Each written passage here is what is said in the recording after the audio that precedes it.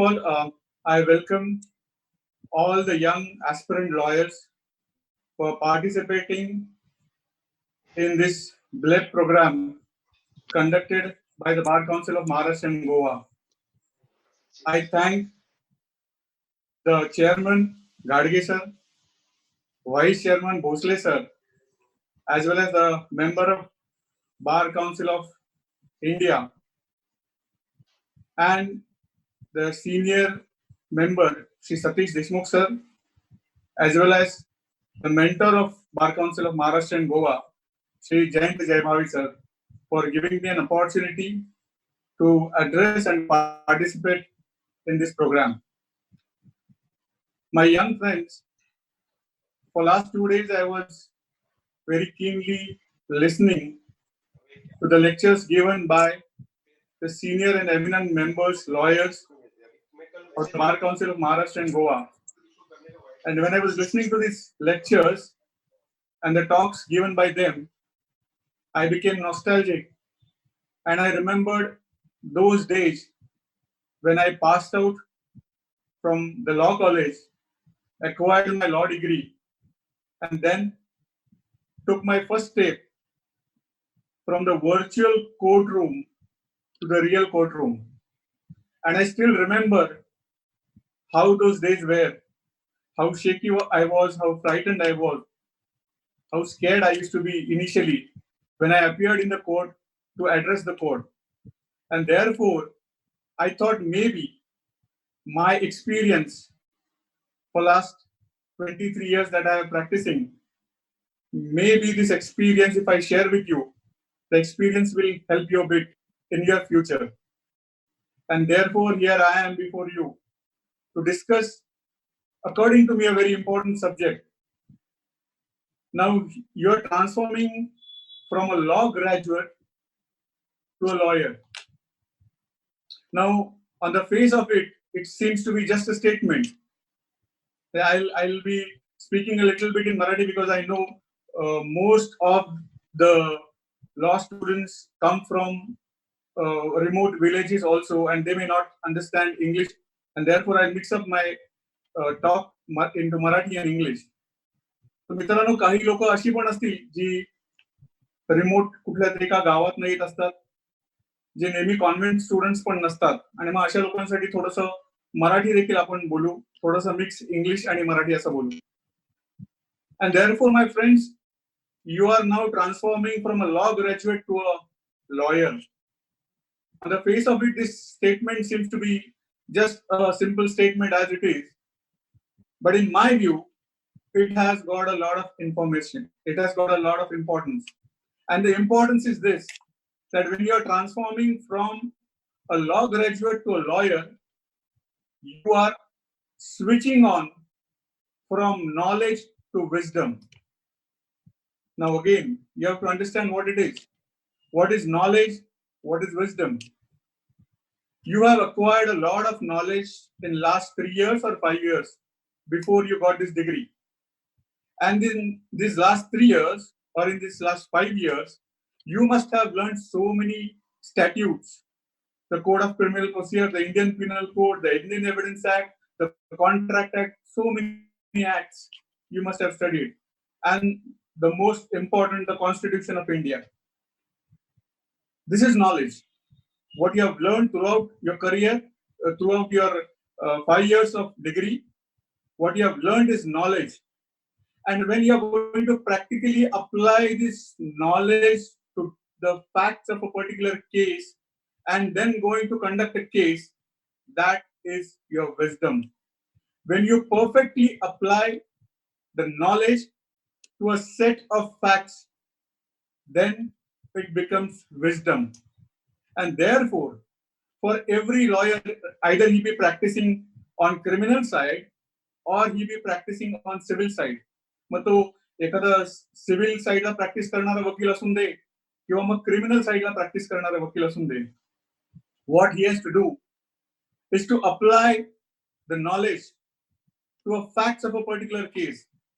हे जे ज्ञान त्यांनी मिळवलेलं आहे या 5 वर्षामध्ये, हे ज्ञान त्यांनी आपल्या वकिली व्यवसायामध्ये एखादा केस ज्यावेळी आपण चालवत असतो त्या केसला ते बरोबर अप्लाय केलं, then it becomes wisdom. So therefore this is a transformation from knowledge to wisdom, and that is the most important part of it. My friends, till today you must have seen so many courtroom dramas. एखाद्या चित्रपटामध्ये आपण कोर्टरूमचा एखादा drama पाहतो. वकील काहीतरी प्रश्न विचारत असतात, उलट तपास घेतात, त्यांच्याकडनं काहीतरी साक्षीदारांकडनं माहिती काढतात, आरोपी सुटतो किंवा आरोपीला शिक्षा होते. This is a courtroom drama which you normally see. Or then you had an opportunity to attend the moot courts. The moot courts is again the imagination of somebody who teaches you, who tells you what somebody is going to speak. So basically, again, it's kind of a drama. So therefore, from this virtual world of the courtroom dramas which you see in the movies, in the pictures, in the theaters, in the moot courts, you are going to step in the real courtroom now on. And therefore, what is going to happen in that real courtroom is the key question. ज्यावेळी तुम्ही हे सगळं चित्रपटातला एखादा न्यायालयाचा scene बघता, court मधला एखादा scene बघता, moot court मध्ये तुम्ही केलेले प्रयोग असतील, या सगळ्या व्हर्च्युअल गोष्टीमधनं ज्यावेळी त्यामुळे तुम्ही खरोखरच एका न्यायालयात जाणार आहात आणि खरोखरच एका आपल्या अशिलाची बाजू मांडणार आहात, त्यावेळी तुम्हाला भेडसावणारे प्रश्न, तुमच्या समोर उभे राहणारे प्रश्न, याबद्दल थोडी माहिती देण्याकरता मी आपल्या समोर आहे. I remember my days for the first time when I started practicing, the first session which I got, I mean, I directly started practicing in the session court. Luckily, I got a session for the offense under section 376. And when I stood up before the honorable court to address the court, I still remember that my legs were shaking and I just forgot. I was totally blank as to what I am supposed to argue, what I am supposed to cross-examine. I was blank for some time. But after some time, I regained everything and slowly started. And that was the first time I actually appeared in the court. And that first feeling which you get when you appear for the first time in the court, this is what I want to share with you. Now, my friends, transformation from a law graduate to a lawyer in relation to a criminal trial. This is the subject. So I'll be focusing more on a criminal trial because that's what I love. This is what I've been practicing for so many years. And the first and the basic thing which I would like to tell you, either you want to practice on the civil side or you want to practice on criminal side. The basic principle is that you need to have common sense. This is what I feel. And what is law, by the way? Law is nothing but a codified common sense. And if you have that common sense, understanding of the things which are happening around you, my friends, you will never have any problem in conducting any trial, in appearing before any court. You will have no fear at all. So the basic thing what you need to do is sharpen your skills for this common sense. And application of common sense is wisdom. This is what I have been trying to tell you. So how does this work? When it comes to a criminal trial, when a young lawyer gets his first brief of a criminal case and he goes and appears in the court, what happens then? Sorry to bother you, sir. Your voice is not audible. Can you just be little closer to? Is it audible now? Yes, sir. Thank you, sir. Sorry to disturb you, sir. Please continue. Okay, not a problem. Please let me know if it's not audible. So, my dear friends, I hope you could hear me for last 10 minutes. The sum and substance of what I was trying to tell you is this, that from a law graduate to a lawyer, your transformation is from knowledge to wisdom. And by wisdom, I mean common sense. A person who has common sense will never have any problem or a difficulty to handle any sort of a case, whether a criminal case or a civil suit, any kind of a matter. The person who has common sense will never have any difficulty at all. And therefore, we are going to discuss this in relation to a criminal case. Now, what happens with a young lawyer when he gets his first brief and he goes and appears in the court and he has to defend a client? Say a very small case of theft, maybe a small case of assault, or then you go to the sessions cases where the murder trials, offenses under the POCSO Act, the Prevention of Corruption Act, so many trials go on. So what does a junior have to do? What does a young lawyer have to do in order to see that he becomes a good lawyer? And out of my experience, I can tell you, my friends, that in order to become a good lawyer practicing on criminal side, you need to understand human psychology. By now, you must have learned so many laws, the Criminal Procedure Code, the Indian Penal Code, the Indian Evidence Act. Of course, they are important, no doubt. The court proceedings go on the basis of these laws. But before you go to any of this, what you have to understand is the human psychology. Unless a person practicing on a criminal side understands a human psychology, I do not feel they will be good in their career as a lawyer practicing on a criminal side. I can see so many stalwarts on the screen. Avinash Bhide sir, Subhash Ghadge sir, Vasantrao Bhosle sir. These are all the stalwart lawyers practicing on criminal side also. But at the very same time, and they have a lot of experience. I have heard their lectures also. But then I am going to share my small experiences with you. So when you are going to start practicing as a lawyer practicing on a criminal side, the first important thing is तिकडच्या पाहिली ज्यांना आपण witnesses म्हणतो आणि ही माहिती त्यानंतर police स्टेशनला कोणीतरी दिली, ती पोलिसांनी लिहून घेतली, ज्याला आपण first information report, let's say FIR, we call it an FIR. Now I'm not going to teach you law on this point. What I'm trying to tell you is that one incident witnessed by so many people, right?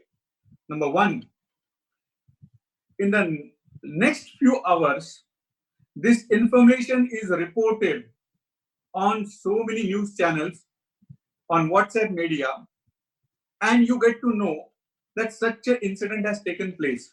Now from here starts the human psychology. इथून एखाद्या माणसाचं human psychology चालू होते, and then you start imagining how the incident must have taken place. ही घटना कशी घडली असेल. आपण पेपरमध्ये आपण जशी बातमी वाचतो, एखादा व्हिडिओ चॅनल वरती आपण न्यूज ऐकतो, त्यानंतर आपल्या डोक्यामध्ये लगेच विचारायला लागतात की ही घटना कशी घडली असेल. And this is your imagination. हे तुमचं एक इमॅजिनेशन असतं.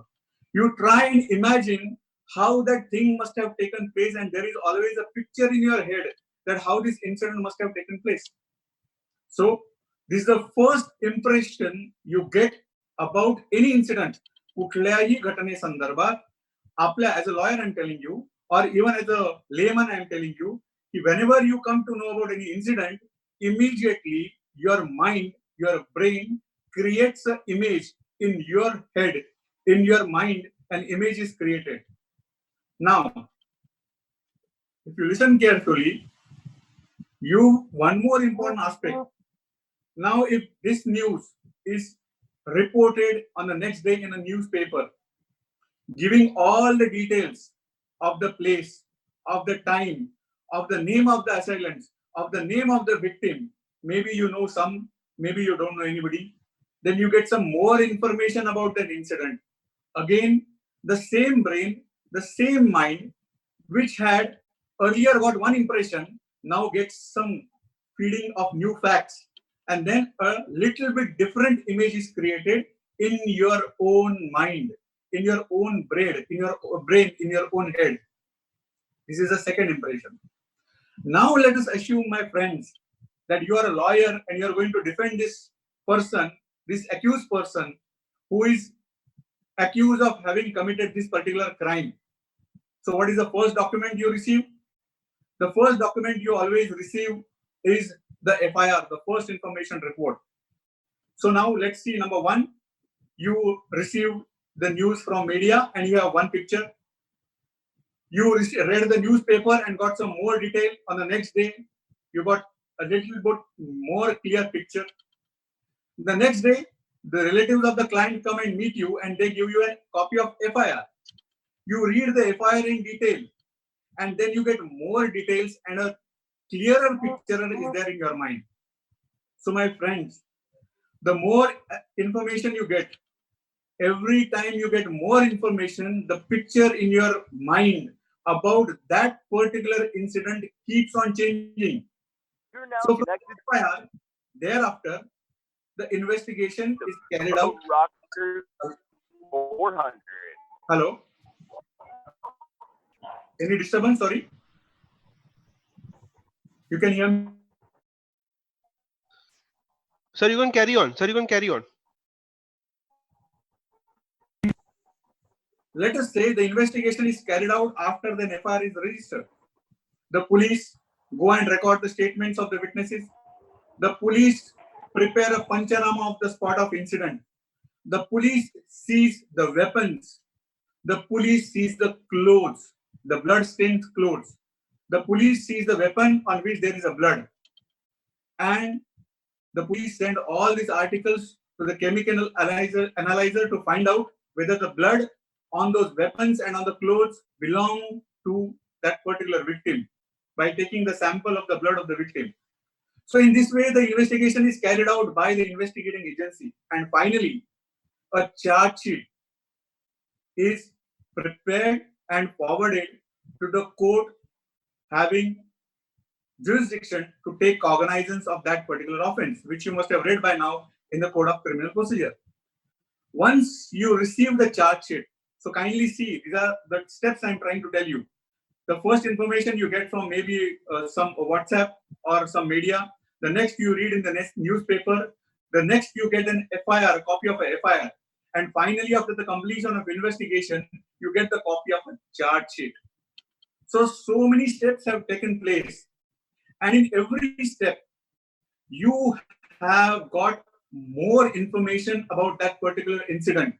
And in every step, when you get more information, a picture is created in your own mind about how the incident must have taken place. Do you understand? And therefore, this picture keeps on changing as more and more and more facts come to your knowledge. My friends, this is exactly what you have to do. You have not seen the incident. You are a third person. You are just getting information from different sources and you are just putting it in your head. You are just, trying to understand, trying to go into details, find out more details and solve the issues, solve the questions in your head, correlate all the things and create a picture in your head. My friends, this is exactly what you're going to do. These different pictures which were created in your mind throughout from the day when you got the first information from a newspaper to the FIR to the charge.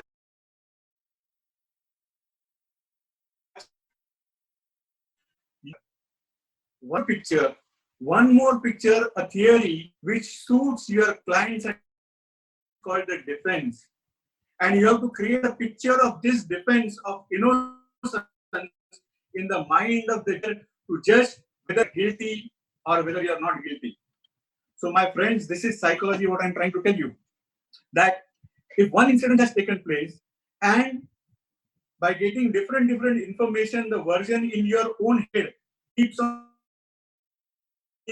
a different point of time, then this honorable judge who is sitting there, who is going to try and judge you, who is going to read the evidence, who is going to hear the witnesses and come to a conclusion whether you are guilty or not. Now, my friends, it is your duty, it is your responsibility to create an impression in the mind of that judge that whatever allegations are leveled against your client, whatever theory or whatever version has been brought by the prosecution or the complainant is not the true version, but this is the version which I am putting before you, and this is the true version. and therefore you have to create one more version, which is nothing but the defense version. And this is precisely what you are going to do. By and large, what I mean, म्हणजे माझ्या काही मराठी मित्रांकडनं, फक्त मराठी समजणाऱ्या मित्रांकडनं मी मुद्दाम सांगेन की ज्यावेळी अशी प्रकारची वेगवेगळी व्हर्जन्स आपल्याकडे येतात, पहिल्यांदा आपण नुसती व्हॉट्सअपवरती बातमी वाचतो, त्यानंतर टीव्हीवरती आपण थोडीशी इन्फॉर्मेशन बघतो, त्यानंतर मग आपण दुसऱ्या दिवशी वर्तमानपत्रामध्ये त्या घटनेची माहिती घेतो, त्यानंतर आपल्या हातात FIR येते, FIR मध्ये थोडी डिटेल मिळतात, त्यानंतर त्याच्यामध्ये पोलीस तपास करतात आणि तपासाअंती एक दोषारोपपत्र दाखल करतात, ज्यामध्ये सर्व पंचनामे, सर्व साक्षीदारांचे स्टेटमेंट, सगळ्या गोष्टी त्या चार्जशीट मध्ये असतात. आणि ह्या प्रत्येक जसजशी आपल्याला माहिती मिळत जाईल तस तशी आपण ती घटना बघितलेली नसते. प्रत्येक वेळी आपल्या मनामध्ये, आपल्या डोक्यामध्ये त्या संपूर्ण घटनेचं एक चित्र निर्माण होत असतं. आपण काहीच पाहिलेलं नसतं, परंतु एक चित्र आपल्या मनामध्ये, आपल्या डोक्यामध्ये निर्माण होत.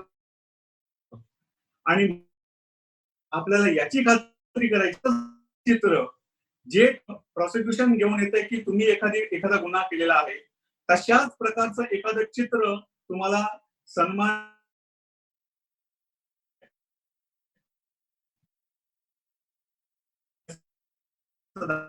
असं चित्र निर्माण करू शकता. Now the question is, how do you do it? This is the real question. How do I do this? I mean, there are witnesses. There are to come in the witness box and say, yeah, this is the person who has committed this offense. I have seen him doing this particular act. मी या माणसाला ही घटना करताना, हे white कृत्य करताना पाहिलेलं आहे माझ्या डोळ्यांनी.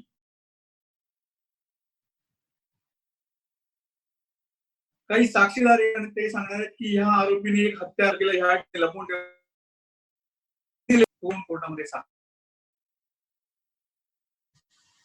तिथे पोलीस अधिकारी आहेत, ते येऊन साक्ष देणार आहेत.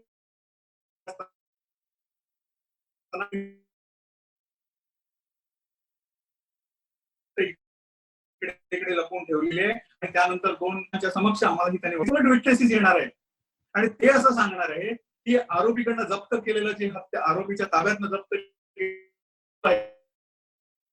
आम्हाला रक्त मिळालं आणि हे जे रक्त आहे त्याचा नमुना आम्ही घेतला. मयत जो व्यक्ती आहे ज्याच्यावरती हल्ला झाला त्याच्या रक्ताचा नमुना आम्ही विश्लेषणाला पाठवला आणि विश्लेषणामध्ये असं दिसून आलं की ते आणि हे रक्त एकच आहे. याचाच अर्थ असा आहे आरोपीने there are going to be so many medical analyzers, the reports of evidence coming before the court, and the court will have to scrutinize this witness, the evidence. So, how do you handle witnesses? And this is the real application.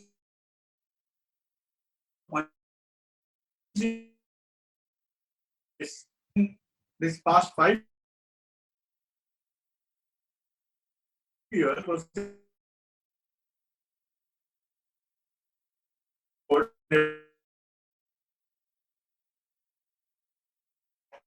are the tools going to make it, which तुम्ही वर्षामध्ये हे जे वेगवेगळ्या कायद्यांची प्रोव्हिजन्सचा अभ्यास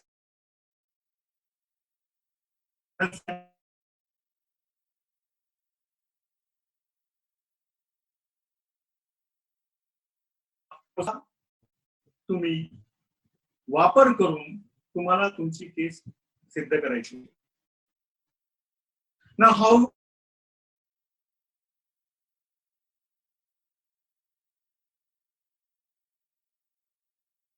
not referring to any provisions of law because you need to have. So what happens actually? What you see in the movies, whether actually it happens in the court, खरोखरच न्यायालयामध्ये जसं तुम्ही चित्रपटामध्ये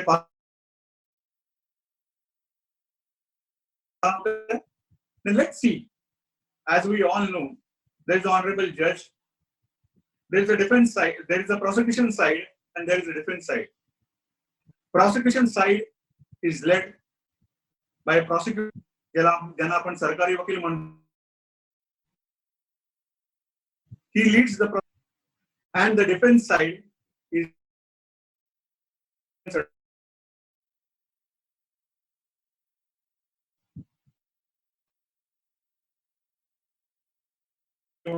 there is a prosecutor and there is a defense lawyer.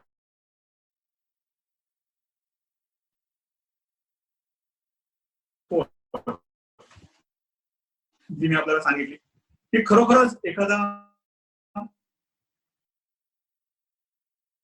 आरोपीला न्यायालयासमोर आणलंय आणि खरं होतं काय and how does it go about?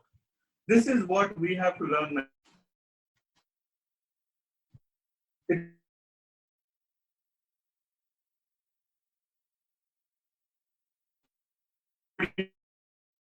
Things it's very easy. Otherwise, it may charge of an offense. एखाद्या आरोपीच्या विरुद्ध त्यांनी केलेला जो काही गुन्हा आहे तो गुन्हा त्याला वाचून दाखवला जातो.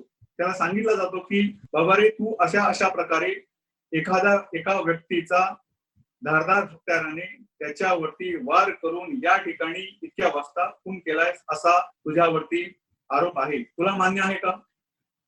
Whether you accept that you have committed this offense, this is called as framing of a charge or maybe a plea. The moment the accused says, no, I plead not guilty, मी हा गुन्हा केला आहे हे मान्य करत नाही, from that moment onwards the trial starts. तेव्हापासून actually तुमचा कोर्टामधलं जी proceeding आहे, ट्रायल जी आहे ती चालू होते. Now how does this happen? What does the prosecutor do? What does the defense lawyer do? What are the tools that the prosecutor has? What are the tools that a defense lawyer has? How does he make use of those tools? This is a very important question, because you might have been taught what is a chief examination, what is a cross examination, what is lawful to ask in chief examination and what is lawful to ask in cross examination. You might have been taught all this, but when you actually start leading the evidence, when you actually start cross examining the witnesses, that is the real time when so many questions are formed in your head. You might have so many questions in your head, and at that point of time, for lack of knowledge, you go blank for some time. And therefore, maybe this little experience which I share with you will help you. So what is the first thing a defense lawyer needs to do? From my experience, if you know what a charge sheet is, आरोपी विरुद्ध दाखल केलेलं दोषारोपपत्र, ज्यामध्ये FIR असते, ज्यामध्ये साक्षीदारांची टिप्पणी, that is statements of the witness, the FIR. Then it consists of panchanamas. Panchanama is a document wherein a situation or a particular place or a particular thing is described, is written down, that we went to a particular place. At that point of time, we saw that there was a vehicle, the glasses of which were broken. On the side of the vehicle, there was lying a dagger or a sword or anything. And there are 2-3 houses nearby, there is a road nearby. The actual description of a place, that is called as the spot of offense panchanama. फक्त वर्णन लिहिलेलं असतं. जे police अधिकारी ज्या घटनास्थळी जातात ते पाहतात, त्याचं वर्णन एका कागदावरती लिहून काढतात आणि 2 इंडिपेंडंट लोक, ज्यांना आपण पंच म्हणतो, who we call as panchas, in the presence of these 2 panchas, they just make a note of it, write it down, and this is called as a panchanama. So what it consists of? It consists of an FIR, it consists of an panchanama. Now there are so many different kinds of panchanama. Like if an accused is in custody and he makes a statement, तो सांगतो की हो, आरोपी म्हणतो मी हा गुन्हा केलेला आहे आणि त्या गुन्हा केला आहे म्हणण्यापेक्षा गुन्ह्यामध्ये वापरलेलं एखादं हत्यार आहे ते मी XYZ ठिकाणी लपवून ठेवलेलं आहे, ते मी हत्यार तुम्हाला काढून देतो, असं आरोपी स्टेटमेंट करतो. ते 2 साक्षीदारांच्या आणि पोलिसांच्या समोर करतो. त्यानंतर पोलीस त्या आरोपीला 2 साक्षीदारांना, पंचांना घेऊन त्या घटनास्थळी जातात. आरोपी जागा दाखवतो आणि त्यानंतर त्या ठिकाणून ते हत्यार जप्त केलं जातं. याचा एक पंचनामा केला जातो. You might read the provisions of section 27 of the Indian Evidence Act and you will come to know what I'm saying. So my submission is this, that in this charge sheet you will find statements, panchanamas, FIR, and one more important thing you will find, that is the report of the experts. Now, for example, if a weapon is seize on a spot, घटनास्थळी एक हत्यार जप्त केलंय, त्याच्यावर कदाचित काही रक्ताचे डाग असतील. कपडे जप्त केले अॅक्युजचे, ज्याच्यामध्ये या हल्ल्यामध्ये विक्टिमच्या जखमीतनं उडालेलं रक्त त्याच्या अंगावर पडलंय. ते कपडे, ते हत्यार आणि विक्टिमचं ब्लड सॅम्पल, अशा गोष्टी घेऊन या केमिकल अनालायझर कडे पाठवल्या जातात. मग केमिकल अनालायझर हे सगळे रक्ताचे नमुने तपासतो आणि एक रिपोर्ट देतो, which is called as a chemical analysis report, a CA report. And that report he gives, either he says that yes, the blood on the sword or on the weapon on the clothes is matching to the blood of the victim. Maybe it's sent for DNA analysis also.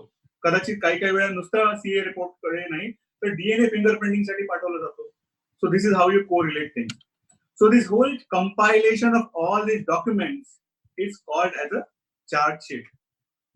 Now, my friends, if you are practicing on defense side, you will have to understand one thing, that you have to read the charge sheet from the first word till the last word. My friends, it's very easy to say, yeah, yes, I have read this charge sheet and I have understood everything. No. As I told you earlier, the more information you get, the perception changes. जस जसं तुम्ही जास्ती वाचत जाता, जसं तुम्ही एखाद्या गोष्टीची माहिती घेत जाता, तस तसं तुमचा एखाद्या गोष्टीकडे बघण्याचा दृष्टिकोन बदलत असतो.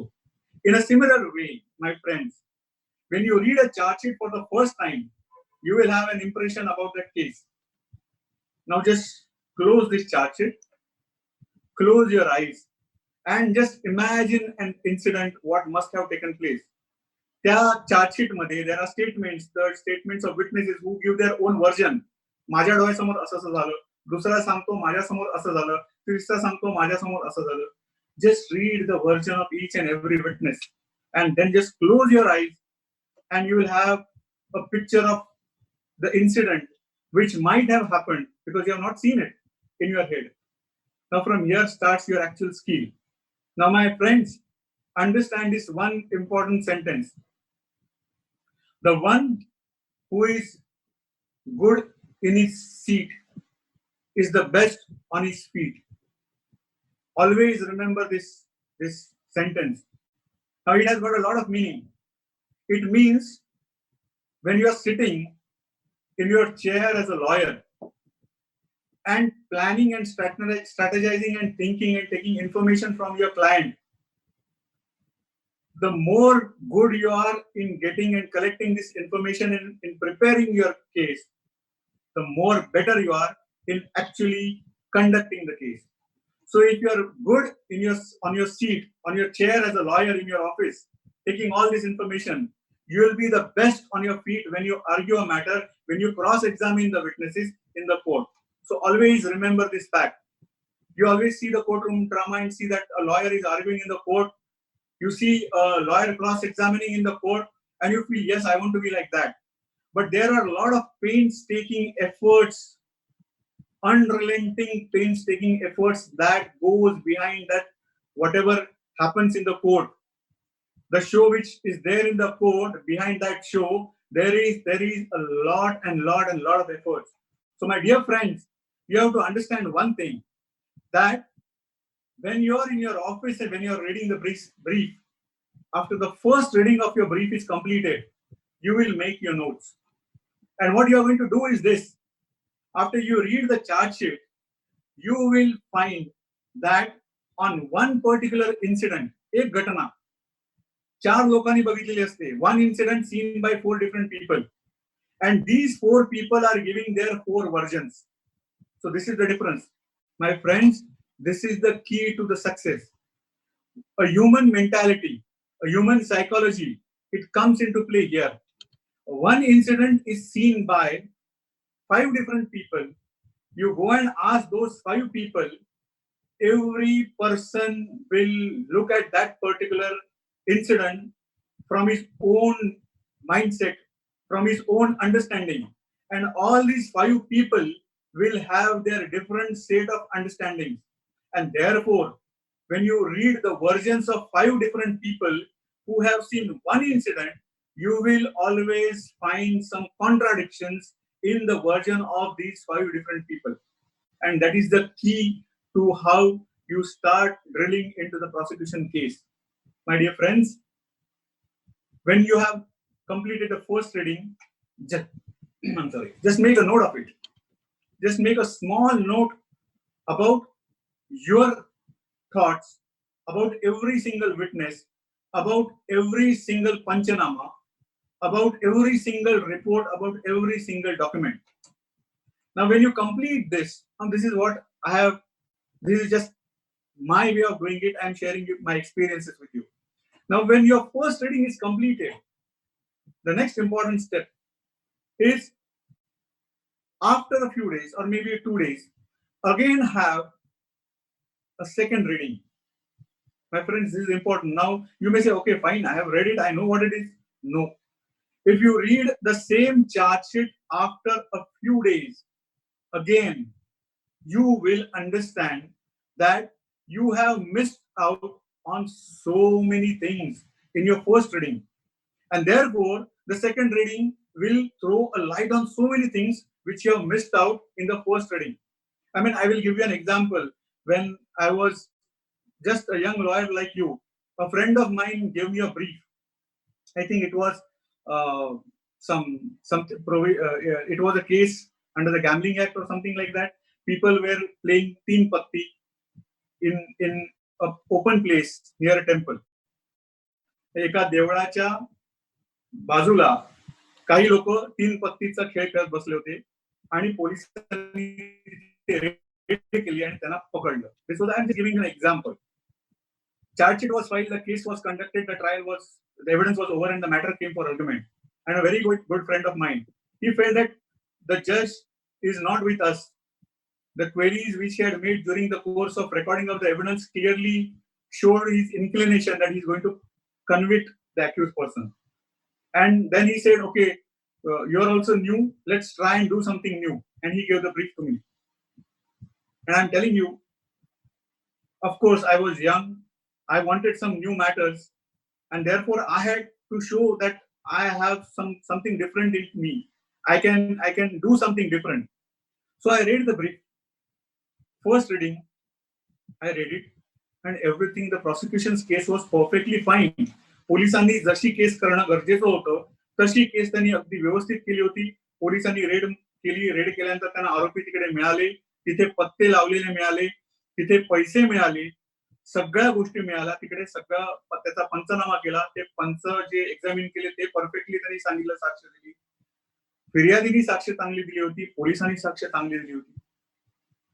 Then the question is how do we get the accused off the hook? एकदा वाचलं, दोनदा वाचलं, काहीच मिळेना, तिसऱ्यांदा वाचलं. And I still remember that day. It was at around 2:30, 3 o'clock in the morning. That was my 5th or 6th reading. I just kept on reading the same thing again and again and again. And then it struck me all of a sudden that everything was perfectly fine. घटनास्थळी police आले, आरोपी तिथे मिळाले, तिथे ते पत्ते खेळत होते, पत्ते मिळाले, पैसे मिळाले, अजून दुसरं काही नाही. देवळाच्या बाजूला एका आवारात बसले होते. वेळ होती रात्री 12:20. Now, my friends, kindly understand this. In the 6th or the 7th reading, I realized that in the course of investigation, the police have seized everything. And it was specifically written that one of the accused took benefit of darkness and fled away. As there was no source of light, we could not trace him. एक वाक्य त्या पंचनाम्यात दिलं होतं की काळोखाचा फायदा घेऊन एक आरोपी तिथून पळून गेला. तिथे लाईट नसल्यामुळे, लाईटचा सोर्स नसल्यामुळे तो तिथे दिसला नाही. Now my friends, this sentence just caught my mind and I read the brief again, and then I realized that if it was 12:20 PM or AM rather, रात्री 12:20 वेळ आहे, लोक जुगार खेळत आहेत, पत्ते मिळाले आहेत, पैसे मिळाले, काही आरोपी मिळाले आणि काळोख आहे. तर काळोखामध्ये रात्री 12:20 माणूस पत्ते खेळू शकतो का? There has to be some source of light. And then I read the Panchanamas and the statements of witnesses. There was no candle, there was no torch, there was nothing that there was a source of light. तिकडे कुठेतरी इलेक्ट्रिसिटीचा पोल होता, त्या पोलवरती light होता आणि त्या लाईटच्या उजेडामध्ये ते पत्ते खेळवते. Absolutely nothing. And my friends, at the 6th or the 7th reading, it just struck me that I was missing something. I was just missing something because the clients had very specifically stated that this was not a true case. This was not a true version. Actually, a real thing was something different, but they were falsely implicated. So basically, when something false you are preparing, you always leave some loopholes. And therefore, on the first reading, I found that it was a perfect case for conviction. Maybe the judge also found that it was a perfect case for conviction. So on, it went on. And on the 7th reading, I just realized that this is missing. And this important fact is missing in the police papers, in the evidence. And believe me, I argued before the court. And I argued this point only that let's assume that yes, they were playing this game, everything is perfectly fine. Then what is the source of light in which they were playing? Basic need is that there has to be some light. रात्री 12:30 वाजताची घटना आहे, तिकडे काहीतरी लाईटचा source पाहिजे. And the judge was taken aback. All of a sudden, I brought out this point and he said, no, Mr. Desai, what are you saying? Oh, electricity now. I said, Your Honor, this is a day. It was night time. I mean, he was so confused. All of a sudden, this came out. So, my friends, the point I'm trying to make is just keep on reading, and every reading, you will find a different version of the same aspect. Now, my friends, when I say you complete the second reading, again, you make your notes. This is the second reading you have completed. Then you must have collected by now bits and pieces of almost the incident. Now, the next step, what you have to do is talk to your clients. Now, this is a very important thing. My friends, as you grow, as you become senior lawyers, you will understand. But my friends, kindly understand this. There is no other person in the world than your client who can give you the best information about the incident. And unless and until you know the truth, you can never conduct a criminal trial. You can never conduct a criminal trial. For conducting a criminal trial, you have to know the truth, whether it's in your favor, whether it is against you. But you have to know the truth, my friend. सत्य जाणून घेतल्याशिवाय कुठलीही criminal case चालवणं हे नेहमी धोकादायकच असतं. And my friends, he is the best person to tell you what the truth is. And what you have to do is you have to actually ask him what happened. And he will tell you his version. तुमचे client, तुमचा आरोपी client तुम्हाला त्या घटनेसंदर्भात त्याचं एक version सांगेल. Just make notes of that version. Now you have completed 2 readings of your brief. You have taken information from your client. Now correlate the information taken from your client with the brief or the police papers. And then you will find that there are a lot of contradictions. There are a lot of things which are missing in the investigation. And you will also find that your client is giving you some false information or suppressing a few facts from you. Now, this is very important. I'm trying to tell you. You will not get this in the books of law. This is the practical approach. This is what I'm talking about. You talk to your clients, you get information. This is the first. Don't talk anything. Just get the information from your client. Make notes of that information. Correlate this information with the police paper and the charge sheet. And then you have a more clear picture. So this is the third reading you complete with the consultation of your client. The fourth important step, my friends, this is very important. The fourth important step is visiting the spot of incident. If at all there is, normally there is also. So therefore you have to go and visit the spot of incident. Now what is written in the police papers, what the information given by your client, and what you actually go and see and observe there, you will again find there are so many things, so there are so many missing links. What is written in the Panchanama may not be correct. The measurements and the distances given may not be correct. or you can see that a particular witness say that I have seen this particular incident from this particular point. But if you go and stand on that point, you will see that it is not at all visible from that particular point. So there are hundreds of things which you will discover when you go and see the spot of incident. And therefore, visiting a spot of incident is important. So every time you do this exercise, make your notes. As you grow, as you become senior lawyer, you will not require to make these notes. It will go in your head directly. But at this junior stage, my friends, you make notes of these visit of site, the spot of incident. Then what you do? The next step, you go to the court. During the course of investigation, the police normally sees so many articles, weapons, clothes, books, or whatever, some documents. There are so many things, CDs, pictures, photographs. So many things are seized by the police. So you have to go in the court, make an application to the honorable judge, and seek the inspection of all these articles. Now, my friends, on the face of it, everything appears. That's what's there to say into it. What's the big deal? I'll always see it when it comes in the court. No. You go to the court, you make an application, and you see all these articles, and you will find so many things on these articles. I'll just give you one example.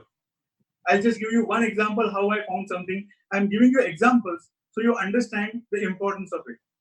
My friend, I was conducting a murder trial, the very infamous Nandos murder case where 10 accused were convicted for, 5 accused were convicted for murder of 10 people. And I was conducting that trial. And my friends, I saw an inspection of the articles which were seized. Some of it were swords, iron rods, guns, shotguns. And I was inspecting each and every document. And during this inspection, I found that the articles which were seized, like for example, a gun. When you seize the article, what the police do is they make a label. They paste a label on that article or stick a label to that article. And on that label, they write the date, time, place, number of the crime, sections, the names of the panchas, the name of the police officer, and their signature. It's called a label. It is pasted on almost all the articles which the police sees. Now, my friends, when I took the inspection of those articles, I found, I can show it on my screen how they had done. This is one paper. So they had folded this paper. They had folded it, I think, in quadruplicate or something. This is how it was folded, and it was pasted.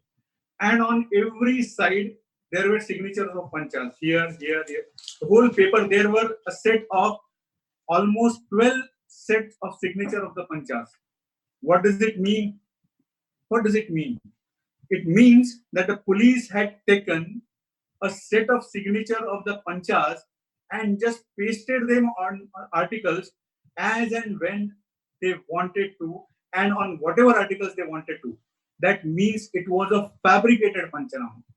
So when you see a particular thing, when you see it by your own eyes, then you actually perceive how this must have happened. For example, if a person is assaulted and having cut injuries on his hands or on his body, cut injuries are normally, they happen because of sharp cutting objects. You go and see the weapon, and if you find that it's a blunt object, then you can always say that this is not possible. But unless and until you see and observe and make your notes about those things, you cannot do it. And therefore, inspection of the articles which are seized by the police in the court is again one more important aspect. The next important aspect, you have to always go and see the original records in the court. You are always provided with a photocopy of a charge sheet. Now, my friends, तुम्हाला जी दिली जाते ते एक दोषारोपपत्र आहे आणि त्याची एक Xerox copy, photocopy काढून तुम्हाला नेहमी दिली जाते. फोटोकॉपी मध्ये आणि कोर्टामध्ये असलेल्या डॉक्युमेंट्स मध्ये बऱ्याच वेळा तुम्हाला त्रुटी आढळून येतात. You will find so many defects in the original papers and the photocopies which were provided to you. I'm just again giving you one more example. In a very recent case, my accused had received a charge sheet. On every charge sheet, date on which the charge sheet is sent to the court and the outward number of that particular police station is always mentioned. And my friends, in a recent case which I conducted, I just found out that the copy which was given to me, the date was written as whatever ABC, and there was a number of the charge sheet and outward number of the police station. And when I saw the actual charge sheet in the court, the charge sheet number was the same, but the date had changed, and the date had changed by 1 week. Now, the photocopy and the original, there was a clear difference in what I found in the photocopy and in the Xerox copy. And then I realized that they had actually sent the charge sheet to the court on that particular day, ABCD, whatever date it was. And the court clerk accepted it and found out that there were certain inaccuracies in description of certain articles. And therefore, he said, no, I'm not accepting it. He gave that charge sheet back. The police took it back to their police station, made the changes whatever were required by them, and then again after a week brought the charge sheet. So they made changes on the original, but they forgot to make the change in the photocopy which was supplied to the accused, my friends. And that showed how false investigation could have been carried out between the week in which the charge sheet was lying with the police. So there are small things. On the face of it, they appear like nothing, but they might bring out a big thing for you. And therefore, my friends, taking inspection of the original documents in the court is a must. So, first reading, second reading, visiting the spot, second reading, taking instructions from your client, third reading, going to the spot, actually seeing it, taking inspection of the articles, and taking inspection of the court documents. When you complete these 5 steps, then you will have to do the last reading of the charge sheet. For a period of time, you will do it within like a few hours or so. You will not take 5 or 6 readings at all. But in your original stage, in this stage, you need to do this. So this is the final reading of your charge sheet. When you will find that after having collected information from the court, going to the site, visiting the spot of offense, discussing with your clients, taking instructions from him, you will have a totally different version in your case of the case. You will have a totally new imagination of a totally different version from what you had earlier. And by now, you know the truth. And that is the real purpose of doing all this exercise. You have to know your truth. Now, by truth, I mean the actual incident, how it has taken place. I again repeat, whether it is in your favor or whether it's not in your favor, it's against you. But you have to know the truth. And when you say, you remember in the old days, we used to have these VCR, the video cassette recorders. We used to put in a cassette, play a movie.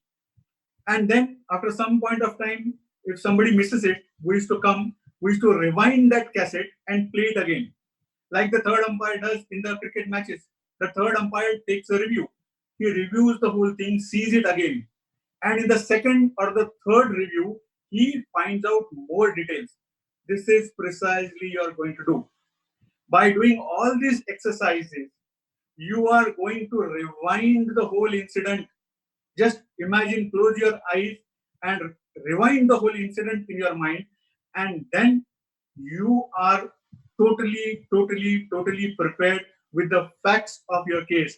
And always believe and remember this sentence, unless and until you know the charge sheet by heart, from the first word to the last word, unless and until you know the facts, I'm not saying your version, I'm saying the facts, the truth of the case, you can never go for cross-examination or preparing a defense. And therefore, my learned friend, therefore, my friends, this is the 6th step which you have to do. Now, after you have done all this exercise, you discuss with your client and you tell him on the face of it, you have given me this wrong story, this is not correct, This is what it is. So the client knows. The client knows you are the master of the facts in this particular case, and you have to master the facts of the case. And then he will tell you whatever was missing, whatever he has suppressed, whatever he had lied to you, he'll tell you everything. After getting to know all this, one important exercise needs to be done. So in a case, there are witnesses, the eyewitnesses, uh, the witnesses pointing towards certain circumstances which led to the commission of an offense. Witnesses, witnesses, and witnesses. The case is everything is about witnesses. So the most important thing you have to do again, this is the seventh exercise you have to do. You have to have the information about each and every witness. Now, my friend, in Western countries, in UK, they appoint private investigators. Do you know why? Can you just excuse me for a second? I have some water.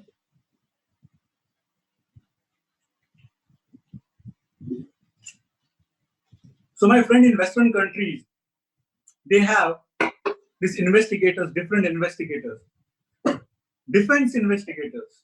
You know what they do? They just go and dig out the truth, because for the prosecution, there is always an investigating agency, or investigating officers, so many constables, police officers, officials deputed to help the prosecutor. Then there are so many experts. Then there is a government machinery. Everything is provided to the government, to the prosecutor, to help him, to aid him. But with the defense lawyer, what do you have? Absolutely nothing.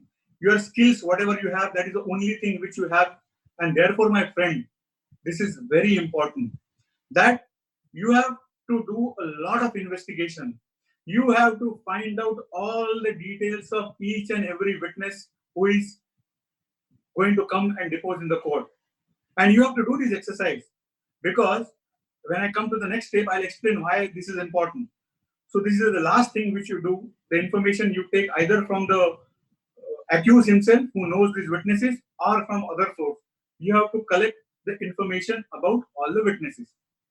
Now, after having done this seventh step, then always remember these four words, the four alphabets: SWOT, SWOT, not SWAT, the team which the US has for protection. No, I'm talking about SWOT.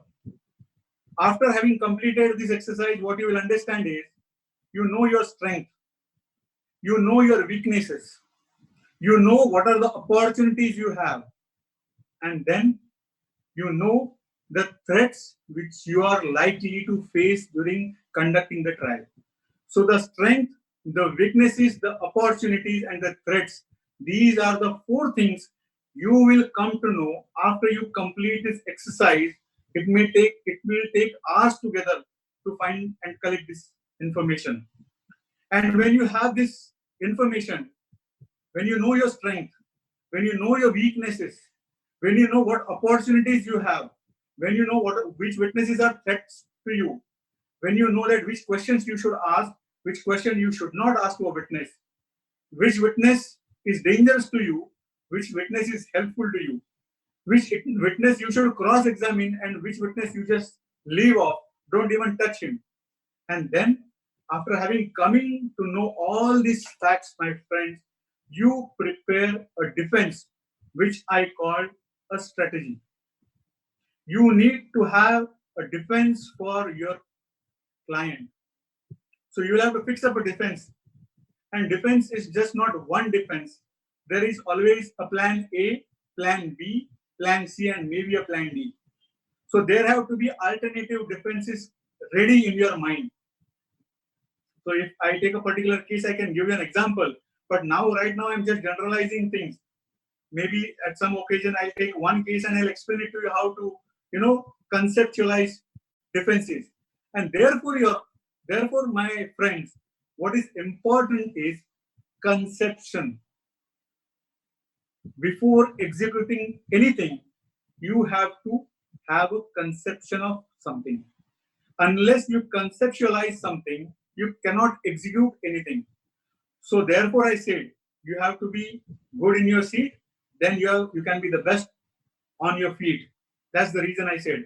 When you conceptualize everything in your mind, your defense, everything, when you conceptualize that, when you have an alternate defense ready, you have everything ready, then my friend, you are ready for a trial. Unless you do all these things, you cannot be ready for a trial. And therefore, the last step is strategy, conceptualizing. Now you know these witnesses are talking against you. This witness is going to come and say that you have done this particular act, which may result in a conviction. So then what do you do about these witnesses? Now in movies, you see that a lawyer comes and cross-examinations and asks him so many questions, suddenly pulls out something from his pocket and shows, Mr. Witness, see this. Now tell me whether you are right or wrong. And then the witness says, no, Your Honor, I am wrong. I lied and this accused is innocent. Nothing like this happens in the court. No, I'm sorry. The strategy is to show there are different ways. Whether you can prove that this witness is a reliable witness, you have to show to the court that this is an unreliable witness, untrustworthy witness. Remember these words, unreliable and untrustworthy witness. What do you mean by it? That whatever version given by him cannot be relied upon. We cannot, आपण ह्या साक्षीदारांनी सांगितलेल्या माहितीवरती विश्वास ठेवू शकत नाही. हा विश्वासार्ह साक्षीदार नाही आहे. This is what you have to show to the court. And then how do you do? How do you do all these things? How do you show that this witness is an untrustworthy witness or an unreliable witness? Now there are different ways in which you can do it. Let's say one of the ways, I'll give you 5 or 6 ways. There are so many, but I don't have that much of time. But I'll just shortly, cursorily tell you 5 or 6 different or 4 or 5 different ways. You exaggerate a witness. What do you mean by exaggeration? Now let us assume that it's a simple case of assault and a witness. You have seen the medical certificate and you have seen that there are 2 injuries on the hands of a witness, and that is what the medical certificate says. So when you see the witness in the witness box and you observe him during the course of chief examination, you will see that he is trying to exaggerate things. Then you will have to immediately note it in your head. And you start asking him questions that, Mr. Witness, for how much time did this incident of assault took place? He will definitely exaggerate. He will say half an hour. Then you ask him, is it half an hour? Whether the accused were continuously beating you? He will say, yes, he was continuously beating me. And you'll say, okay, fine, then where did he assault you? And then he'll exaggerate. He'll say, he was assaulting me all over the body, my head, my back, my hands, my legs, everywhere he was assaulting me. Then you need to exaggerate. Oh my God. Then you must have had injuries all over your body. He will say, yes. I had injuries all over my body. Everywhere I had injuries. And then you ask him whether you had bleeding. He will start exaggerating things from the reality. The moment he exaggerates things, then you point it out to the court that, Your Honor, kindly see this certificate. It has got 2 injuries on his hand. They are very simple injuries. Now, if a person is assaulted for half an hour by so many people all over his bodies, he should have definitely sustained injuries all over his bodies, and he just has 2 injuries. That means he is exaggerating things, and therefore he is not a reliable witness. Do you understand? So this is one way in which you can show to the court that he is not a reliable witness. Now, let's see what is another way to do this. If you want to show that this witness is not a reliable witness, then you need to point out contradictions and omissions in the evidence of witness. Now, this contradictions and omissions in itself is one subject for which we can discuss for maybe an hour or 2. But by and large, contradictions and omissions means there are 2 ways. First way in which you can contradict a witness is that he has stated something in his chief examination. when the prosecutor leads him, when he tells his story to the court, he says something. And in the police statement, he has given a different version. So there is one version which is given to the police in the police statement, and then there is another version which he has stated to the court in his chief examination. Then you have to cross-examine the witness by asking him that, Mr. Witness, you have stated this thing in the court, but in the police statement, this is what is written. Have you stated this thing to the police? Obviously, most of the times he will have to say yes. And if he doesn't say yes, then the officer who has recorded the statement will come and say that yes, he has stated so. So there is a contradiction in what he has stated before the police, and there is a contradiction in what he has stated before the court. So if you are pointing out material contradictions in the evidence of witness, then that witness becomes an unreliable witness, unworthy of giving any credence. This is another way to show it. There is one more way to show that this witness or particular set of witnesses are unreliable. How do we do that? One witness comes and gives one version. On the same point, there is another witness. He comes and gives his version. Now, during the course of cross-examination by your skills, if you are able to create contradictions, conflicting versions about one particular incident of 3 or 4 or 2 different, one or more different witnesses, then you can always point out to the court that, Your Honor, see, this is the incident which has taken place. One witness A is stating this, witness B is stating this, witness C is stating this.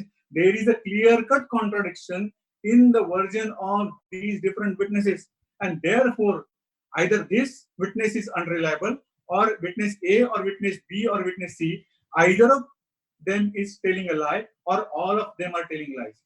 So therefore, my friends, this is another way by which you can show that he is an unreliable witness. Now, Your Honor, now my friends, there is one more way. Now, this is a bit, as of now, maybe because of a lack of experience, you will not understand exactly what it is. But you have to understand, my friends, one important thing, that a case is always put before the court through investigation. And therefore, there is always an investigating agency involved in this particular case. And therefore, what you have to do is that you will always have to fix time, place of a particular witness in relation to a particular incident. That witness A was at A place at this time on this date, and he has done this particular act. Now, this is very important. You have to prepare a chronology of incidents which you find out throughout the charge sheet. ही घटना घडली इतक्या वाजता, हा साक्षीदार इथे होता, ही घटना घडली इतक्या वाजता, हा साक्षीदार इथे होता या ठिकाणी. असं प्रत्येक साक्षीदाराचं स्टेटमेंटच्या त्याच्या व्हर्जन वरनं तुम्ही त्याची एक जागा फिक्स करा की एवढ्या मिनिटांनी हा साक्षीदार या ठिकाणी होता आणि त्यांनी ही गोष्ट केलेली आहे. You prepare a chart of these witnesses, and then you will find, this is very interesting, you will find that you will be able to show from the evidence itself that a particular witness was not present at a particular point of time at a particular place, because he is seen from the police papers at a different place from what he is saying. And therefore, my friends, you have to prepare a chronology of incidents. And by this, there are so many other ways. By this, showing this, you can always argue to the court that these are unreliable witnesses. So this is the 8th step. Now, coming to the final few steps. By final few steps, I mean that there is a prosecutor who is trying to examine so many witnesses and show to the court that your client has committed this particular offense, and you are cross-examining the witnesses and trying to show that they are unreliable, untrustworthy witnesses, and therefore whatever was given by the prosecution is not true. So therefore, you need to see what are the tools which the prosecutor has and what are the tools you have. The prosecutor has always an advantage of so many witnesses coming in his favor. Number one. Number two, he has an advantage and access to the actual investigation. They know the truth. They know how the investigation has been carried out. They have an access to the investigation. They have one full set of police machinery who is trying to help them. They have their experts who are going to come and help them. And finally, the last tool which the prosecutor has is the arguments. So examining the witnesses with the help of such a machinery and arguing are the tools which the prosecutor has. What does the defense have? What are the tools to the defense? Now you have to understand one thing. There is always one advantage which the defense has, which the prosecution does not. The prosecution always have to prove its case beyond the shadow of reasonable doubts, whereas the accused does not have to prove anything. He can just keep his mouth shut, keep quiet, and point out that whatever version propounded by the prosecution is not true. It is not believable. This is the only advantage you have. And what are the tools which you have? The tools of a defense lawyer are, number one, the right to cross-examination. Number two, arguing a particular case in a particular way and explaining it to the court how your client is innocent. And lastly, examining a defense witness, which rarely happens. In very, very rare case, a defense witness is examined. You will come to know as you start practicing why it is so. So these are the tools which a defense lawyer has and the tools which the prosecutor has. And therefore, the most important aspect which you have to understand is once you fix up a strategy, you know what you want from a particular witness. You will have to concentrate only on that and not what happens in the movies. You just don't try to prove that every sentence uttered by witness is false. No. You have to bring on record only those things which you want to come on record. That is the purpose of cross-examination. Once you get that, just forget it. And therefore you strategize. I want 1, 2, 3 things from witness A, 1, 2, 3 things from witness B, similarly from witness C, from witness D. When I get those things, I'm done with it. I'm not going to touch any of the witness. This is called as strategizing a particular case. And then when you're done with all this, the last part that comes is the arguments. My friends, before coming to the arguments, I must share with you one very important thing. Now, we always come up with this idea that as a lawyer, I need to have all the skill. But out of experience, I'm telling you that every human being has different set of skills. And before doing anything, before studying your brief, before studying your client, before doing anything, first you have to study yourself. You have to introspect the words, the alphabets, SWOT, which you have to apply to a case. First, you have to apply it to you. First, you have to know what is your strength as a lawyer. First, you have to know your weaknesses as a lawyer, because it so happens that a person may be a good lawyer, but he's not good in cross-examining a witness.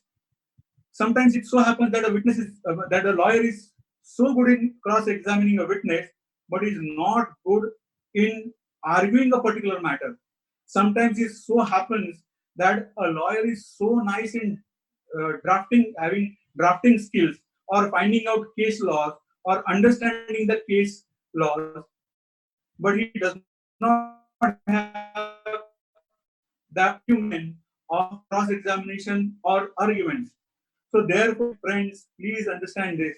So gone are the days when one person used to do so many things. No. Nowadays, young lawyers like you can come together. You have to share your skills with you. A young lawyer can say, yes, I am good at arguing. You can find another lawyer who is good at cross-examining. Third person is doing good research. Fourth person is finding out good case laws. You can form a team. It's always a teamwork that will always help you. those days when I started practicing, we did not have this thing where 4 people, 5 people came together and started practicing and doing things. But slowly, as I started practicing, I realized I myself have a few flaws in me. There are some weaknesses in me. I can't cross-examine a particular set of witnesses. But my friend can do it, then I'll always call him and say, okay, come on, you help me for this particular witness. There are some good cross-examiners of experts. Their only acumen is in cross-examining the expert witnesses. So, my friends, before doing anything, please do this introspection. Please find out what are your strengths, what are your weaknesses, where you can find your opportunities, where you may go wrong and that may pose a threat to you. So you have to study yourself. Once you study yourself, you know where you are good at. And after doing that, then do all these exercise. So when I was coming to this point of argument, my friends, this is another skill. Giving a speech is a skillful job. These political leaders which you see, who on and off come and address huge rallies, crowds. Do you think it's an easy job? Do you think that they just, speak whatever they want and the whole crowd of lakhs of people just sit and listen to them like they are fools, or they do not have any acumen, any skills? My friend, arguing a matter, putting across thing which is in your head in somebody is itself a skillful job. And therefore, the last part of this my session would be the arguments. My friends, the arguments is one thing where you need to be the master of the evidence. From the first word of the deposition of the witness to the last word of the deposition of the witness, from the first document which has been proved in the court, from the first word of the document which has been proved in the court, to the last word of the last document which has been proved in the court, should be in your head here. You don't have to refer to the notes every time. Yes, you have to make your notes, but you don't have to refer to the notes every time, because sometimes that may distract you. So what you have to do now, you have to see one important thing, that there is one gentleman who has before you argued for an hour or two and tried to put it in the mind of the court that your client is guilty, and you have to take that out from the mind of the court and replace it by your version and show that this is a more probable version than what was argued by the prosecutor. So how do you do it? Now, my friends, first of all, you have to understand one thing. As a criminal lawyer, understanding a client, understanding the prosecution witnesses, understanding the opposite side lawyers, these are strategies. But the most important thing is understanding the judge before whom you are arguing. My friends, you have to see this, that you are going to convince one person who is going to give a verdict either in your favor or against you. And therefore, studying the mindset of that person who is going to finally give the verdict is the most important and the key thing for a lawyer practicing on criminal side. So you have to understand what is the mentality of the judge. Like the witnesses, I told you, you have to understand the mentality of witnesses. You have to understand the mentality of the judge. After all, he is a human being. So he has his own views about things. For example, I tell you what, in my earlier days, when I started practicing in the JMFC, there was this one judge. Whenever a theft case came, he used to be, you could see it from his face that he was inclined in some way in favor of prosecution. And then we found out that a relative, he and his relative were, traveling by a bus for a marriage, and they had collected some money which was required for that particular marriage. And the theft of that money and some ornaments which was with him was committed. And since that day, he had a perception and he had some sort of anger against the people committing theft. Otherwise, he was a unbiased person. But in a theft case, he behaved in a particular pattern. So therefore, we understand understood at some point of time when a theft case comes, you have to be very, very vigilant. So therefore, understanding the mentality of a judge is one of the most important things. Some people may like to argue in detail. Some people will be very short. But my friends, see to one thing, that you don't argue for such a long time that the judge gets bored and it doesn't, anything doesn't go in his head and he doesn't even understand what you said. So you have to be precise to the point. Avoid repetition of the same things. Don't keep on repeating. Once you understand that the judge has understood the point, just leave it and go to the next point. And always throughout the arguments, your eyes should be directly looking, you should be facing and looking in the eyes of the judge. That is the thing which tells you what the judge is understanding. Whether the arguments you are putting across the judge is understanding or not. This is how you come to know. So throughout your arguments, you have to fully concentrate on the judge and see whether he's understanding your case. Now, what you have to show is that this is the case propounded by the prosecution. 1, 2, 3, 4, these are the loopholes. This is my defense. And this is more probable than the version given by the prosecution. That is all you have to do. And therefore, all these efforts which you have taken for last or maybe for many hours together will finally bear the fruits when you are able to convince the judge that yes, this is what might have taken place and the judge accepts it. And therefore, my friend, if I had some more time, I would have gone in details about how to cross-examine a witness, about different kinds of witnesses. But by and large, when you are when you are going to conduct a criminal trial, these are a few things which you need to do. On the last note, while ending, I would like to make a few. I like to just tell you a few important things, my friends. When I said at the start of my lecture that a lawyer practicing on a criminal side needs to have a common sense. There's one short thing which I would like to tell about common sense. Now, how do you develop this common sense? Now, everybody has a common sense, obviously, but the level of understanding differs from a person to person. And this is what I have been doing for the last so many years. When I started practicing criminal side, and the witnesses used to come in the witness box, and they used to depose. Looking at the face of witness, I used to have an impression of a particular witness. And then I used to prepare my mindset that how I'm going to cross-examine this witness or from his police statement. But slowly, I realized that it is not only his face, but his general behavior, how he steps in the witness box, how he holds his hand when he's in the box, where he's looking at, his overall standing in the society, how he's speaking when he's giving his chief examination, how he's answering my questions. The bottom line, observation, observation, and observation. My friends, if you feel that you have studied law and you have got good percentage, first class or distinction, I don't think this helps you in the real-time practice on criminal side or generally even on civil side.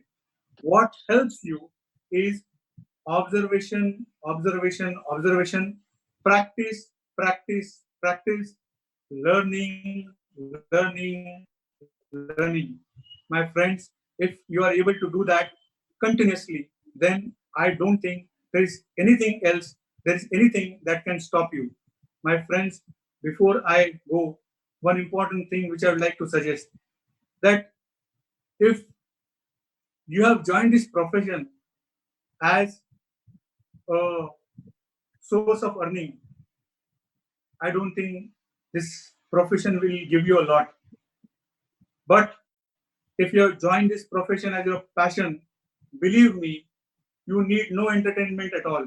You don't need anything else to soothe your mind. This profession will keep you engaged. This itself will be your everything. And therefore, passion is the key to this profession, my friends. On the face of it, people don't accept this terminology. But believe me, I have seen people who have joined this only as a source of earning, and then the result was not very good. And I have seen those people who have joined this profession as a passion, and I have seen them prosper like anything. So my friends, please see to it that you are joining this profession as your passion and not as a day job where you are going to go in the morning, come back in the home in the evening, earn for your family, and then going to do something which makes you feel good. No. If you are going to your office and going to the court and coming back, everything, going to the office, talking to your client, going to the court, coming back home, everything should make you happy. And unless and until you have that passion for it, I don't think you will succeed. And therefore, on this note, I wish you all the best for your future. I wish happiness to you and your family. And I thank all my senior friends, my bar council members, those who have given me an opportunity. I think I must be the youngest of all these people, and I have got an opportunity to talk, give a lecture on this subject. I thank all of you. Thank you very much. I'm done. Thank you. Thank you, sir. Sujata madam. Yeah, tons of thanks Thank to you. Advocate Sangram Desai, sir. Sir, your lecture was indeed very nice, informative, and beneficial for newly enrolled advocate. It's really a treat for all the participants to learn the provisions and stages of a criminal trial from you. Tons of thanks. Thank you. Sir, now we are taking the Q&A session. I will try to speak as much theory questions I want they have done. So one of the questions again and again asked is about the examination, examination in chief and cross examination. Since the lawyers are just 4 months into practice, they are a little confused. So can you please elaborate some basic difference? Okay. See, basically, should I start? Yes, sir. Okay. Stage is all So yours. yeah. Okay. Fine. So basically, you have to understand one thing: that chief examination is something where a prosecutor, or in case of civil matters, the plaintiff, he is supposed to start. He leads his witness. When a witness comes in the witness box and tells his story, this is called as chief examination. The only thing which the prosecutor does is just lead him, like ask him questions. For example, let us say an incident has taken place. Then the prosecutor asks him a question, Mr. Witness, where were you on this particular day? He will say, I was at this particular place. Then what happened? Then he'll say, I was just walking, and then all of a sudden this thing happened. This person came and this happened. So on and so on, he'll keep on telling you his version. So therefore, a version of a witness, when he tells through a prosecutor, in case of criminal cases, when the prosecutor leads him, is called as chief examination. Now, what is cross-examination? Cross-examination is when the opponent, if it's a criminal case, obviously it's the defense lawyer who is going to ask him questions. Now, the purpose of cross-examination is very important. Now, the purpose of cross-examination is to elicit, like in chief examination, they want to just bring on record or elicit the truth. Here, you have the cross-examiner has a right to ask him any question to elicit the truth, to show that this person is not a reliable witness, or maybe he's an untrustworthy witness. So anything by which he can show that this person is not a reliable or untrustworthy witness, he can ask the question to discredit the testimony of that particular witness. This is called as cross-examination. Thank you, sir. Next question, sir. Is there any particular criteria that some set of person can only be appointed as punch? Basically, who can be appointed as punch? That is a question. Okay. So, see, basically, there is nothing like a particular category of person who can be appointed as punch. There is no category. So the simple thing is that he has to be independent person. For example, let's say there's a particular criminal case, and in that particular criminal case, accused and complainant, obviously they are involved. If that particular witness who is acting as a punch is related either to the accused or to the complaint, then he becomes an interested person, and therefore he cannot be a punch witness, because definitely the defense is going to attack that he was interested in the fruits of the case as he was related to the complainant. So therefore the police have to see that he has a standing in the society. Like, he should not be a criminal. If he's having so many criminal cases against him, he's having a criminal background, then obviously the defense is going to attack that he is a person of not a good virtue, and because he's having a criminal background. Therefore, while finding out the punch witnesses, the investigating officer has to see that one, he is an independent person, he is having some standing in the society. Nowadays, it is a practice. Nowadays, it is a practice, because police sometimes do not have time to just find out all these things. Sometimes the punch witnesses are not readily available.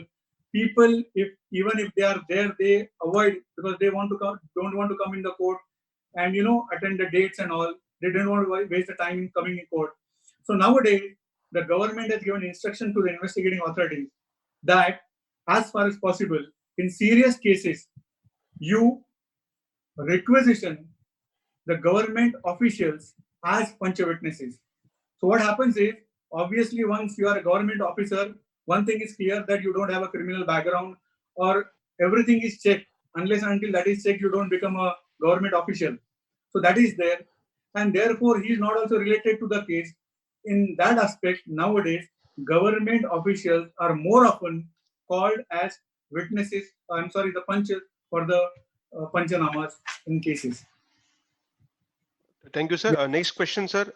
It's related to a NDPS case. In a NDPS case, is it necessary for accused to sign the panchnama after he is being arrested and the substances are found on his person? See, signed by whom? Accused. Okay. So now there are different scenarios in an NDPS case. This cannot be a question which can be answered like that. So the provisions when accused is arrested in open place, when a accused is searched in presence of a government official, and when a search of a particular place is taken place and certain contraband is found there. These are three different scenarios. And in these scenarios, different provisions of the NDPS Act will come into play. And therefore, depending upon where the accused is arrested, in what circumstances the accused is arrested, all these things will be decided. Of course, there are different case laws, because the circumstances are different. The case laws in these circumstances vary from situation to situation, and therefore I cannot make just a bold statement that yes, a signature has to be obtained on this particular panchanama when something is seized from that. So it will have to be a case-to-case based thing. Section 43, Section 42 of the NDPS Act, it will depend upon that. Thank you, sir. So next question is, it is relating to whether a criminal lawyer should have some basic knowledge of psychology, because he has to understand whether his client is saying true. Whether knowledge of psychology is one of the requisites of a criminal lawyer. I think whoever has asked this question definitely is going to be a lawyer, because forget about criminal law. Lawyer basically needs to understand the psychology, because as I said, what is psychology? You have to understand, because psychology is a set of behavioral patterns which you learn by you acquire knowledge of. So basically, common sense and psychology are related to each other. You have to understand that. Common sense, which you learn by just normally observing things, and psychology is the same thing which you observe, but in a particular way, in a particular pattern, as if you are studying a particular subject. So this is a simple difference between psychology and common sense. So according to me, psychology is the most important thing. I'll just elaborate a little bit. For example, what I do is, sometimes we have to travel for work. A lot of times you have to travel for work. I do come to Bombay by train. So when I sit in a train in the evening, my train starts at 7:30 and I come to Bombay in the morning. So when I sit in the train till I go to sleep, around my berth or seat, I'll always find different people talking, chatting to each other, discussing few things. Now, just observing them, try to understand who they are in their real life.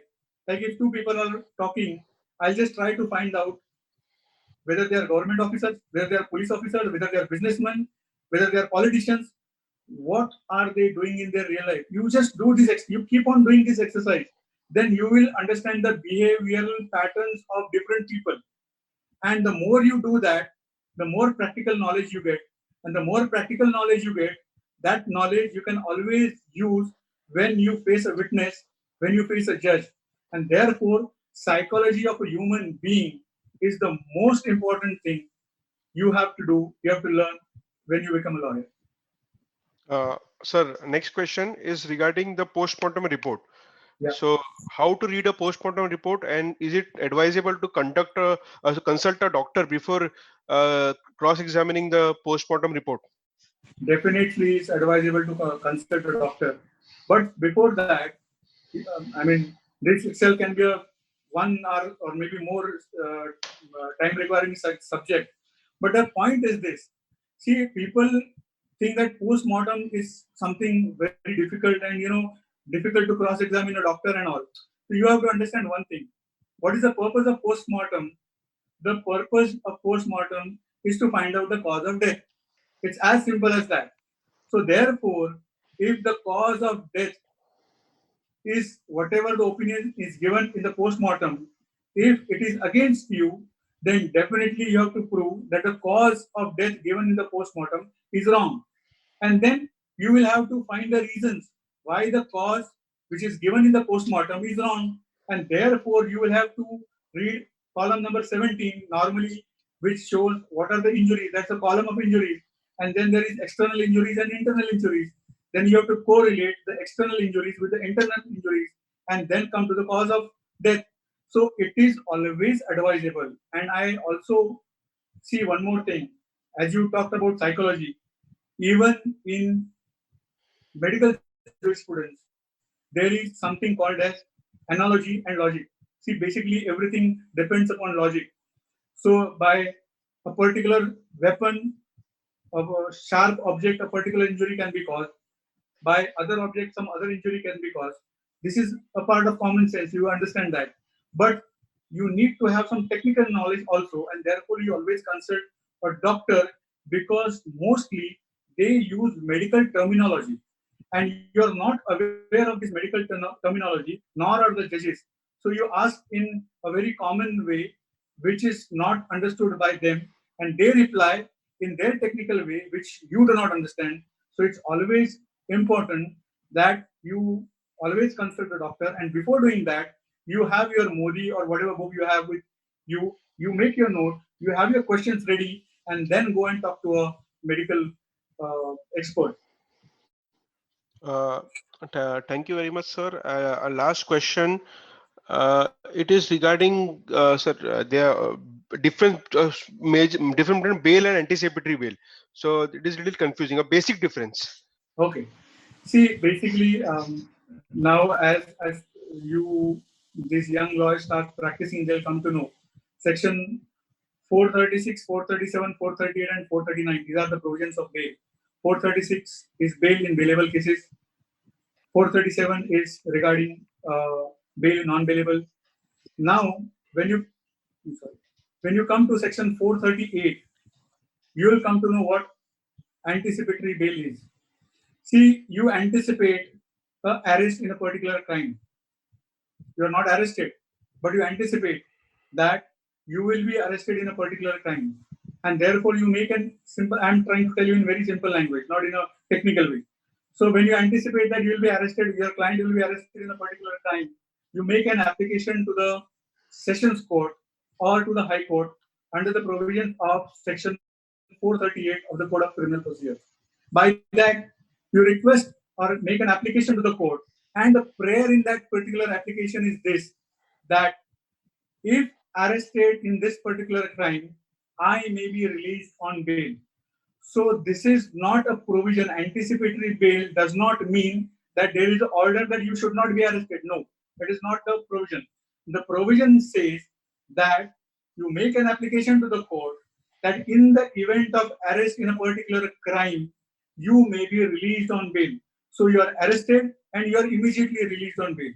So people misunderstand that by anticipatory bail, we mean that there is an order of a court which says that this person should not be arrested. No, the order is that in the event of arrest of a particular person in a particular crime, he should be immediately released on a bail of so and so so and so. This is one. And what is the regular bail? In a regular bail, you are arrested and you are produced before the court. We have to understand the difference. Here, if you are arrested, the police will have to immediately release you on bail because there is an order of the court. But in other cases, when you are arrested in a non-bailable offense, then the police do not have a choice, but they arrest and bring you before the magistrate, and then the magistrate may release you on bail. If the offense is serious, the magistrate does not, if it's offense having punishment for life or death, the magistrate will not release you on bail. Then you have to make an application under section 439 of the Code of Criminal Procedure to the Sessions Court who can release you on bail. So that is the basic difference, that in case of anticipatory bail, that is, I should say a bail under section 438, the court first directs that in the event of arrest, your client should be released on bail, and then there is arrest. And otherwise, you are first arrested, brought before the court, and then the court releases you on bail. There's a difference. Thank you, sir. And sir, I think I should take this question because it is a very elementary question for a lawyer starting. Difference between cognizable and non-cognizable case. Hello. Difference between cognizable and non-cognizable case.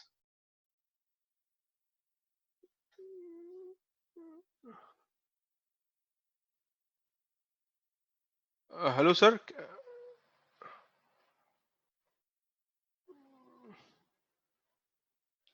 Sir, can you hear me?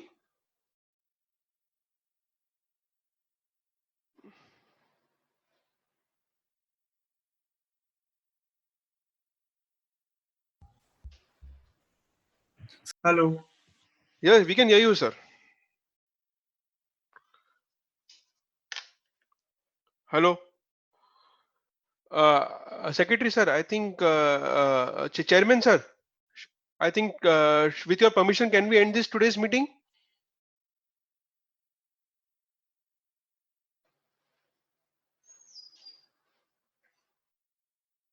Better you inquire with our vice chairman.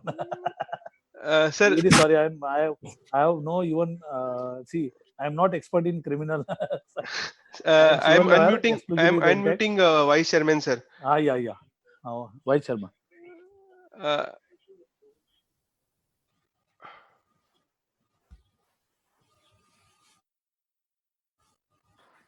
Vice Chairman, sir. Picture given by Sangram ji, but I can't answer such type of. I'm not practicing in criminal side. No problem, sir. Ganesh Pawar, sir, can you answer?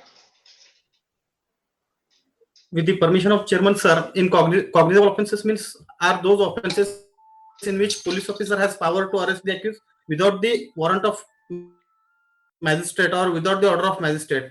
Whereas in non-cognizable offences are those in which police officer has no power to arrest the accused without the warrant.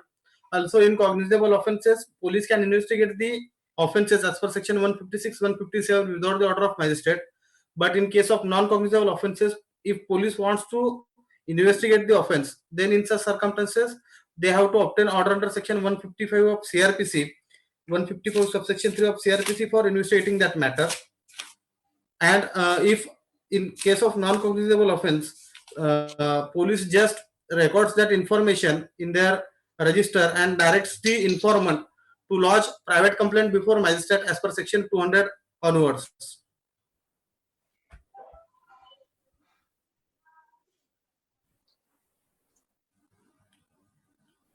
Sujit. Thank you, Pawar sir. I think one query which has been repeatedly asked is regarding the standard books. So, friends, I can only suggest from my experience that at this stage, this is a book called by C.K. Takwani. LexisNexis is the publisher, student edition. It is a very good book at this stage. You will understand all the basic concepts. So, Textman Criminal Procedure, C.K. Takwani. It is a good book at this stage. Please refer to this book. I think we are done for the chairman, sir. Should we end the meeting? Okay. Okay. Okay. Thank you. Thank you all all. the participants. Oh yeah. Thank you.